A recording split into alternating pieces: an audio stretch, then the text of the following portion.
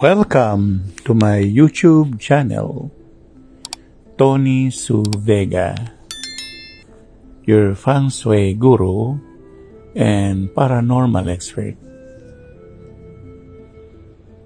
Today is Thursday, 19th of October, 2023, and it is the day of the dog. Best colors to use and wear: violet, lavender. Best things to do and activities on the day of the dog: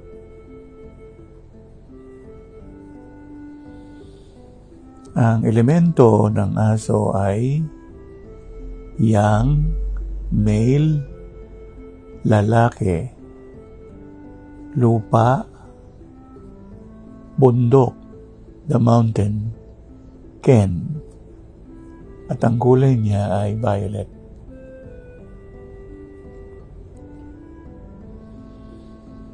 Sa mga activities na pwedeng gawin natin ay may kinalaman sa elevated o mas mataas na lugar, gaya ng bundok, gaya ng kabundukan o mountain range, na halimbawa sa bandang Kalinga, Payao, o sa mountain province gaya ng Banawe o Bontoc o Sagada. Tayo mga naninirahan sa lungsod, meron namang kapalit yan. Hindi mo kailangan magpunta ng kabundukan. Pwedeng pumunta ka sa isang mataas-taas na bahagi ng gusali para makuha mo ang enerhiya ng aso. Sa mga may sakit nga, mas maganda na niyayakap-yakap ang aso dahil ito ay nagbibigay ng init o sigla sa mga cells ng katawan ng tao. Ang pagkahol ng aso ay may kahulugan.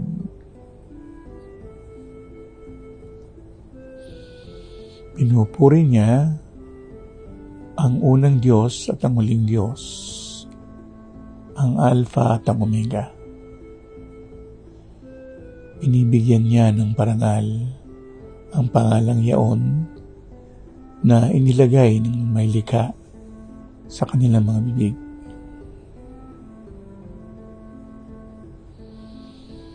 At naniniwala ako na unang nanirahan ng mga aso sa kalangitan bago sila ibinaba sa lupa.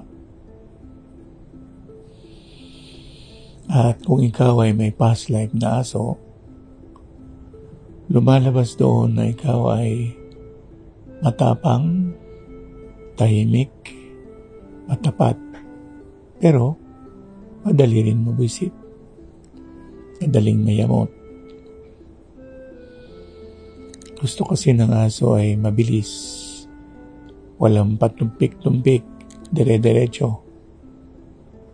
At ang mga yearborn na aso ay witty, maraming ideas sa kanilang isip na nagbibigay liwanag sa kanilang kapwa-tao o nagbibigay ng humor, katatawanan. Bago ko tapusin ang video na ito, ako ay muling nagpapasalamat sa paglago ng aking YouTube channel. Sana tulungan ninyo ako na dumami pa ang aking mga subscribers, likers, followers. Pa-shoutout kayo kung kailangan.